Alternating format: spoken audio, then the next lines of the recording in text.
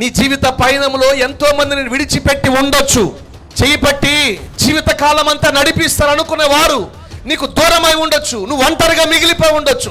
గురి గ్రమము ఎరగక అలసిపోయి ఉండొచ్చు నీ జీవితంలో. కానీ ఈరోజు ఒక మాట, ఇదిగో నీతో నేను ఒక నిబంధన చేస్తున్నాను. ఏమని తెలుసా? నా కృప ఎన్నడికి నేను విడిచిపోదు.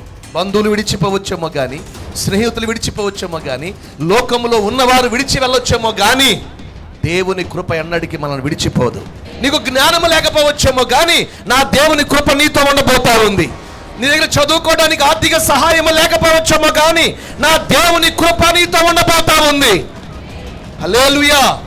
లోకానికి ఎగతాళిగా ఉండొచ్చేమో కానీ దేవుని కృప మనతో ఉండబోతా ఉంది. మాట మీరని వాడు, మాట తప్పని వాడు, మాట ఇచ్చి నెరవేర్చగలిగిన వాడు ఈరోజు ఒక మాట నీకు ఇచ్చుతున్నాడు నిబంధనగా. ఎన్నడికి ఆయన కృప నిన్ను నన్ను మనల్ని విడిచిపోనే పోదు. శాశ్వత కాలం ఆయన కృప మనకు తోడై ఉండును గాక.